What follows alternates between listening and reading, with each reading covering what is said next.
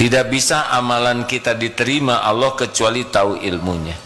Maka waspada, kalau satu hari tidak nambah ilmu itu bencana bagi kita.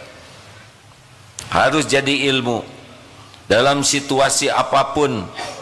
Ilmu yang nambah iman, ilmu yang nambah amal kita. Yang kedua, wa amilus sholihat. Waktu itu adalah untuk amal soleh. Satu, paham kebenaran, iman. Yang kedua, amal soleh, mengamalkan kebenaran. Dan amal soleh cuma dua syaratnya, niatnya ikhlas, caranya benar. Luangkan waktu sebelum bicara, berbuat apapun untuk tanya niat. Ini seperti kita nulis alamat sebelum kita mengirim paket atau mentransfer uang. Harus ada alamatnya. Kita tidak bisa ujuk-ujuk kirim paket, transfer, tidak akan sampai. Kita harus meluangkan waktu, termasuk untuk hal-hal kecil. Mau makan, mau ngantar anak sekolah, mau ngantor, mau olahraga, mau belajar, mau baca Quran, mau azan, mau mengimami, mau bicara dengan keluarga. Tanya dulu niat. Ini serius hadirin.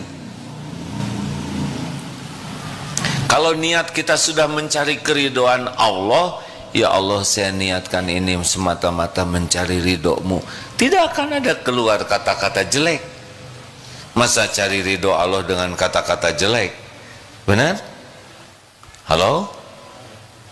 Kalau suatu saat saudara berumah tangga berbeda pendapat, niatkan, ya Allah, saya niat menyelesaikan masalah, semoga engkau ridho. Mungkin lawan bicaranya tidak enak, niatkan saja, cari pahala dengan kesabaran. Karena kita kan tidak bisa ngebulak-balik hati orang. Tidak perlu kita berdalih dengan kata-kata yang hebat, kata-kata yang Allah sukai saja. Demi Allah, demi Rasulullah, misalkan, aing mah daek beheung dipotong ayeuna keneh, saya mau nginjek apa, nggak ada perlunya begitu. Kita mau meyakinkan orang, cukup dengan kata-kata yang Allah ridhoi. Demi Allah, yang saya katakan ini benar. Kalau masih tidak percaya, tidak apa-apa, tidak harus percaya. Yang penting perkataan ini bisa dipertanggungjawabkan dunia akhirat. Saya tidak percaya, gak usah marah, karena kita tidak bisa membulak-balik hati orang. Ya, Allah mendengarkan percakapan ini. Gak usah bawa-bawa Allah terus. Insya Allah ada waktunya nanti Allah menjelaskan. Tenang saja. Ada Allah yang menyimak, ada Allah yang menguasai, ada Allah yang tahu kita tidak berbohong, dan cuma Allah yang bisa ngebulak-balik hati. Jadi kita tidak usah berdebat untuk memenangkan perdebatan. Kita berbicara supaya disukai Allah kata-kata kita. Jelas hadirin? Itu tenangnya tenang asli. Kalau nafsu, gimana sih? Gak percaya terus sama suami, ha? Kurang apa saya ini? Justru kurang soleh, ya. Apalagi yang harus saya lakukan? Saya ini kepala keluarga. Saya, apa? Kata-kata itu disukai Allah tidak? Tidak ada gunanya. Tidak ada gunanya. Makanya luruskan niat. Luruskan niat. Halo? Luruskan niat. Ini serius hadirin. Mau ngaji 30 juz, niatnya salah, tidak sampai. Mau bertempur sampai mati, niatnya salah, tidak akan sampai.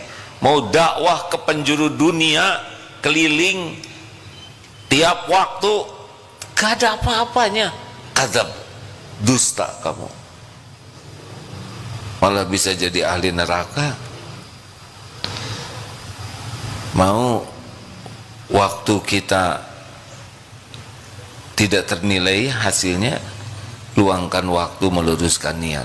Percayalah hadirin, banyak orang yang sibuk dengan berbuat, tapi belum tentu sibuk meluruskan niat. Ini serius sekali, kalau tidak ada nilainya kita ini. 3. Tawasobil haq. Jadi berlatihlah untuk terus senang menerima nasihat dan bisa menyampaikan nasihat. Ingat ya, kita tidak bisa mengubah siapapun. Kita menyampaikan nasihat itu amal soleh. Yang mengubah adalah Allah. Jadi kita tidak perlu jengkel, merasa tidak dihargai, merasa tidak diturut. Kalau saudara sebagai suami menasehati istri, memberi contoh, menasehati, tapi istri belum sesuai harapan, apa yang kurang? Kurang istighfar, kurang doa. Kalau kita banyak jengkelnya, berarti kita merasa kita yang bisa mengubah. Padahal sikap yang kurang enak itu pasti ada dosa kita di sana yang terlibat. Makanya kalau punya anak, punya pendamping hidup, istri, suami atau orang tua yang kita merasa sikapnya tidak enak, selain kita berusaha jadi contoh, berusaha menyampaikan, harus berusaha tobat dan berusaha mendoakan kebaikan. Dan yang terakhir, tawasobis sabar. Kita harus serius sekali bisa menjadi orang yang mengendalikan diri dengan baik, baru kita beruntung. Tadi sejenak lihat medsos, ada seorang pejabatan lah ya, di sebuah parkir mobil sembarangan. Pak, itu mobil apa? Cot, ngeludah, kecerot, sekecerot. Sudah cukup itu untuk membuat diberhentikan dari jabatan. Apa yang membuat dia melakukan tindakan seperti itu? Apa? Nafsu. Ada juga naik mobil tentara TNI,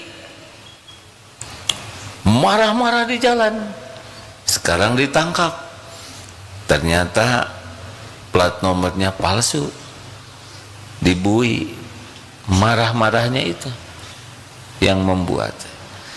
Silakan saja lihat berita-berita bagaimana orang-orang yang tidak sabar, yang kalah oleh nafsunya. Semua hidup bermasalah ini adalah tidak bisa atau kalah oleh nafsu.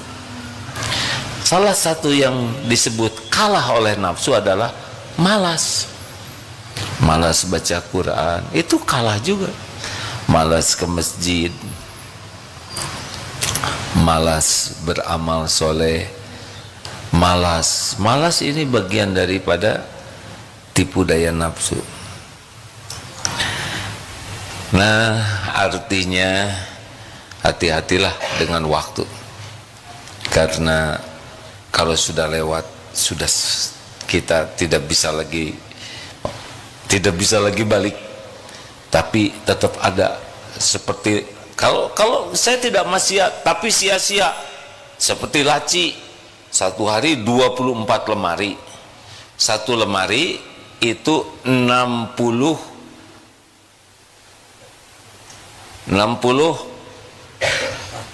rak, setiap rak 60 laci, 60 detik ya, 24 lemari. Nah, kalau kita tidak isi dengan amal soleh, itu kosong. Kita nyesal, ya kan? Kalau kita isi dengan dosa, ya beda lagi hitungannya. Tapi tidak dengan niat amal soleh, kejeblok. Ini dari 24 lemari cuman isi satu, itu juga bolong-bolong, dan itu nanti ketemu dengan kita, semuanya ketemu. Saya mendengar ceramah dari Ustadz di Jakarta, siapa? Haris Sanusi. Zikir itu bukan hanya setiap waktu. Kalau susah ngitung waktu, maka usahakan setiap nafas, karena nafas terukur oleh kita, benar? Subhanallah, atau apalah zikirnya. Oh, itu mantap tuh. Berarti sekian banyak nafas kita tidak ada isinya kebanyakan. Wallahu alam. Ada pertanyaan, silakan. Ya.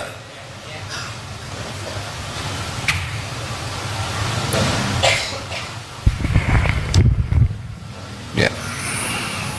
Orang tua dulu. Bismillahirrahmanirrahim. Assalamualaikum warahmatullahi wabarakatuh. Waalaikumsalam warahmatullahi wabarakatuh. Nama saya Jarod Pak Kiai dari Medan. Baru pondok di sini 2 hari lah, kos-kosan. Jadi yang ingin saya tanyakan tadi masalah zona waktu makan. Ini kan ada kata-kata bagus, bukan hadis sebenarnya. Makanlah sebelum lapar dan berhentilah sebelum kenyang. Artinya bisa berdampak kepada kesehatan. Ini yang mau saya ingin tanyakan, bagaimana motivasinya agar ini tertanam di diri kita. Itu yang pertama. Yang kedua, tadi ada juga sampaikan kita harus pelit kepada waktu yang sifatnya tidak sia-sia gitu. Jadi harusnya kan kita lidah kita ini harus senantiasa kita basahi dengan kalimat-kalimat thayyibah, kalimat baik, zikir, baca Quran segala macam. Jadi jangan banyak yang terbuang waktu kita hanya yang kurang berguna. Itu motivasinya macam mana juga itu. Itu aja, mohon maaf kurang lebih mohon maaf. Assalamualaikum warahmatullahi wabarakatuh. Terima kasih Pak. Bapak dari Medan. Dari Medan, baru 2 hari. Baru 2 hari di sini. Belum ikut program apa namanya Darut Tauhid. masih menjajaki. Program masa keemasan. Betul, belum lagi, masih menjajaki. Tahu informasi ini dari mana Pak? Dari dari YouTube saya sebelum kemari 1 bulan yang lalu sudah mondok di pesantren Lansia Darun Naim di Jonggol Bogor. Bulan puasa hari pertama, puasa Ramadan pertama. Terus 1 bulan karena sesuatu hal saya dan istri saya pindah kemari. Udah dapat kos, udah kami kos tahun. Jadi mau mesantren di sini, ikut mau masuk. Ya. Kenapa Bapak mau ikut mesantren? Karena kebetulan saya kerja sudah pensiun 3 tahun. Jadi karena anak kami pun berdua udah tinggal di Jawa ini, kerja dan menetap. Jadi saya dan istri saya berpendapat peluang mendapatkan husnul khotimah, itu mati yang baik itu di pesantren, itu bisa peluangnya lebih besar. Karena di pesantren itu kita tidak lagi nonton TV, udah banyaklah mengurangi mengikuti kegiatan dunia yang panggung sandiwara ini. Artinya makin fokus membasahi lidah kita untuk senantiasa ingat Allah gitu. Itu ya. Masya Allah. Terima kasih Pak. Usia 58 tahun, bulan 6 nanti 59. Udah kena stroke 5 tahun. Kok bahagia Bapak? Kena stroke bahagia apa? Nggak apa-apa, nggak usah dijawab Pak. Jadi 58 tahun, berarti kalau 63 5 tahun lagi. Ya. Kalau 60 2 tahun lagi ya. Tahun setengah lagi. Ya, kalau 58 setengah tahun lagi. Harus siap Bapak melakukan hal yang tepat, karena ciri orang yang dikehendaki Allah kebaikan baginya man yuridillahu bihi khairan yufaqihu fiddin. Kalau orang dikehendaki Allah bekal baik, cirinya adalah dimudahkan oleh Allah belajar agama dan paham. Alhamdulillah, kami ikut bahagia Pak. Semoga di antaranya di sini nanti akan dapat tambah iman ya Pak ya. Terima kasih. Pertanyaannya apa?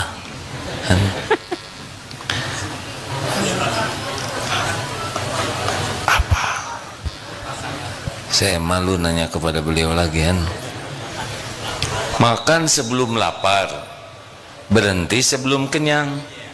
Ya makanlah Pak. Maksudnya begini, kita kan sudah lama-lama di dunia ini ya Pak ya. Saya lebih lama lagi dari Bapak. Ketawa terus Bapak kelihatan bahagia sekali. Sekarang keperluan makan kita kan tidak banyak Pak. Yang membuat kita bermasalah itu adalah nafsu lidah. Ini enak, ini manis, ini lezat. Nah, itu satu yang membuat kita tergelincir. Dua, nafsu hidung. Ini jambarot ini.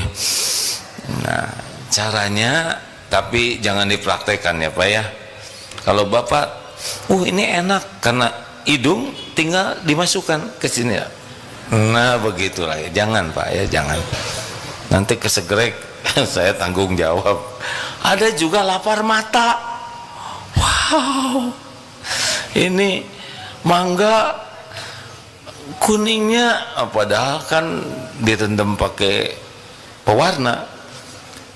Makan. Nah, kalau kita sekarang, saya perlu makan untuk menguatkan tubuh. Persepsi saja Pak. Kita sudah sama-sama tua. Maaf, mungkin saya jauh lebih tua ya Pak ya. Mau makan, pikir dulu. Ini makan ini perlu nggak sih badan saya ini gitu. Misalkan ini khusus buat pribadi ya, soto babat Jakarta yang ada, perlu nggak tubuh saya ini jeroan kental? Saya sudah tua, makan ini akan bermasalah. Langsung jadi tidak pengen Pak. Di persepsi teh manis, wah badan saya perlu gula sebanyak ini tidak. Itu lebih enak.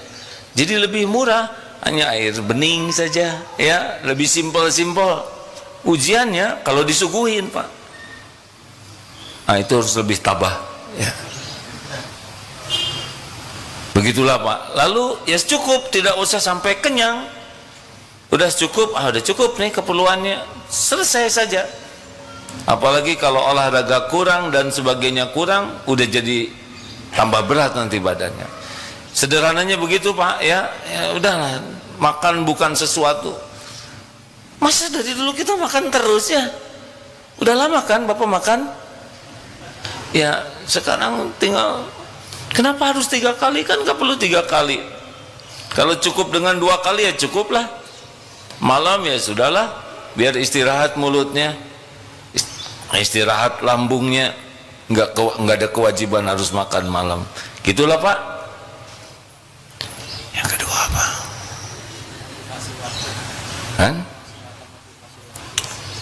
Target. Jadi rahasia manajemen waktu yang pertama target. Orang tidak ada target pasti boros. Pasti boros. Seperti memanah, tidak ada target, terus saja begitu. Selain boros, bisa jadi masalah. Kenapa? Karena tetangga bisa ngejerit ya. Target. Boleh saya memberikan saran Pak? Bagi kita-kita yang sudah tua begini dan belum belajar banyak tentang Al-Quran, belajar membaca Al-Quran dengan benar plus belajar menerjemahkan Quran Pak. Jadi nanti Bapak mendengar orang yang baca Quran seperti mendengar seperti ini, pasti menikmati. Kenapa kita sering tidak sabar mendengar bacaan imam? Karena tidak mengerti. Kalau mengerti anteng. Oh.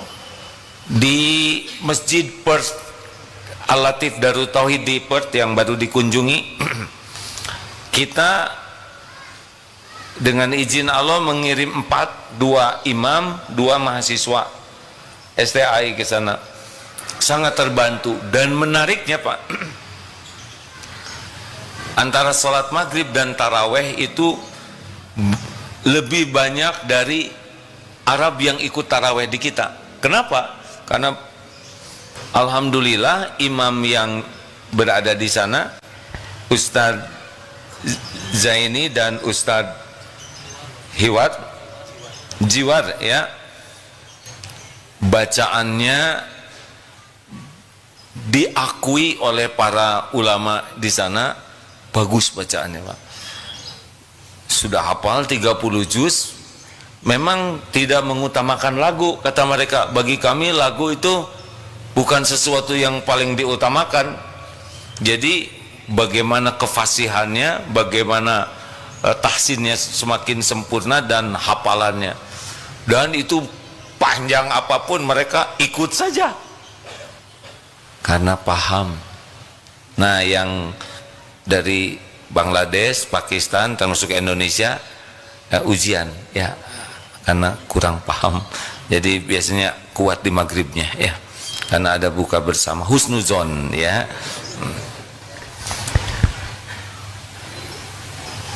Begitulah. Jadi coba Pak ikut kursus, ada aplikasi namanya Qamus dan Think Quran. Coba Bapak belajar.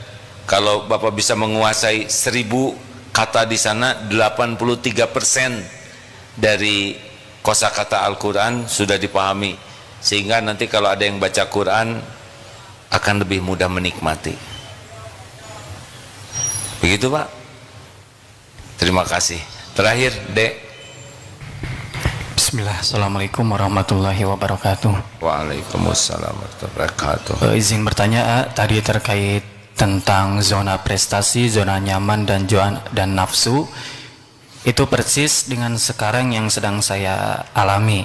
Sekarang sedang dalam labil mengambil sebuah keputusan. Rumah saya jaraknya kurang lebih 16 km.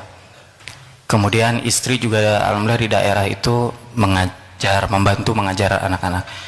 Nah, kelabilan saya, apakah saya harus pindah ke daerah sini untuk fokus berkarya dan berkuliah, ataukah saya harus tetap menetap di sana di daerah dengan berkhidmat ke masyarakat, masuk ke organisasi, membersamai keluarga, dengan mungkin tadi kalau niatnya saya termotivasi ataupun iri karena melihat teman-teman saya daerah sana itu sudah banyak mendebar manfaat. Jadi saya merasa tertinggal, pengen ikut gitu. Tapi juga mungkin plus minusnya bakal banyak memakan waktu gitu. Tapi kalau mungkin di sini mungkin leluasannya hanya fokus berkarya kuliah, bisa lebih mungkin ibadahnya lebih luang waktu. Nah, ini bagaimana zona prestasi, nyaman dan nafsu ini menurut saya lebih baik kemana gitu, karena saya masih labil, harus punya arahan pencerahan dari seorang guru. Terima kasih ya. Assalamualaikum warahmatullahi wabarakatuh. Ada satu kata kunci yang sangat penting kalau mau berkarya, berkiprah, yaitu ilmu kita harus memadai. Karena ada semangat sekali berjuang tapi ilmunya kurang memadai, akibatnya keikhlasannya kurang, jadi ria, jadi ujub, jadi takabur, karena suplai ilmunya kurang. Dia berjuang aktivitas di masyarakat, tapi karena suplai ilmunya tidak siap fondasinya, maka ada kemungkinan tidak diterima juga amalnya. Jadi kalau AA boleh menyarankan, carilah fondasi ya, ilmu fondasi, dan sesudah itu pun sambil ditambah tapi bisa menyampaikan. Kalau fondasinya belum bagus, ketauhidannya belum ditempa dengan bagus, besar kemungkinan ujub, ria, dengki nanti bermasalah dengan teman-teman di sana tuh. dengan sesama pejuangnya juga nanti bisa dengki-dengkian, jatuh menjatuhkan. Tidak sedikit yang berusaha membangun masjid tapi ketika mau jadi bertengkar juga. Apa yang menyebabkan ini? Padahal semuanya membangun masjid. Rupanya yang sering terlambat adalah membangun fondasi ketauhidannya. Jadi tauhidan ini berkaitan dengan keikhlasan, tauhid ini berkaitan dengan ketawakalan, dengan kezuhudan. Nah, kalau tauhid belum matang, berjuang itu bisa nafsu juga, bisa membangun nama, bisa membangun citra diri, membesar-besarkan diri, membesarkan namanya, bukan untuk berjuang sebetulnya, atau malu oleh teman. Kenapa malu oleh teman? Malu oleh Allah, ya. Jadi kalau mau bangun fondasi kuat bangunan, fondasi tauhidnya harus bagus. Nah, ada sendiri yang bisa mengukur. Tapi tidak usah juga nunggu sempurna, ya. Ketika sudah fondasi ini cukup, ingat masjid ini ya, dulu yang sebelah sana karena tergesa-gesa, Dek. Dulu fondasinya miring. Tahu apa yang terjadi? Kita datangkan insinyur yang ahli, diperiksa, ini miring. Makanya fondasi di bawah itu dibesarkan untuk mengkoreksi kemiringannya. Akibat tergesa-gesa, dinaikkan, gak ada yang berani menaikkan karena akan jadi masalah. Fondasinya harus kuat dulu, benar. Dari ibu-ibu satu lagi terakhir, tidak ada, terima kasih.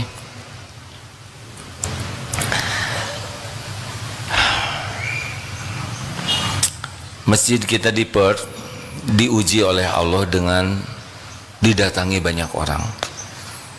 Buka bersama itu 400, ditambah terus. Tarawih juga penuh. Sholat Jumat sangat tidak muat. Kemarin open house dibagi-bagi, ada yang jam 10 sampai jam 11, 11 sampai Badadur sampai jam 4. Karena kalau datang semua berbahaya. Itu pun sudah sangat banyak yang datang. Ini bagus tidak? Jawab, tunggu dulu. Ternyata di balik gegap gempitanya orang senang ke masjid, ada masalah yang timbul, yaitu tetangga terganggu oleh parkir. Bisa dibayangkan, setiap malam maghrib begitu banyak, 400 mobil itu bukan sedikit, menutupi jalan, naik ke trotoar, komplain, telepon ke konsel, didatangi rangernya. Kalau setiap orang yang ingin haji tidak dibatasi, bisa seperti apa itu hajinya? Ada kaidah usul fikih yang artinya kalau tidak salah menolak kemudaratan lebih diutamakan daripada yang mendatangkan kemanfaatan. Memang salaman itu jelas sunnah, tapi musim Covid ini jadi sarana penularan, makanya tidak bersalaman. Bukan tidak mau mengamalkan sunnah, tapi ini bisa mendatangkan kemudaratan. Itu yang kemarin disampaikan.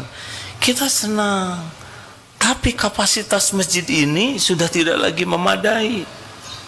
Harus berani membatasi. Yang Jumatan tidak bisa setiap yang datang parkir di mana saja, masalah. Bisa ditutup nanti masjid karena mengundang masalah. Ini perlu kearifan.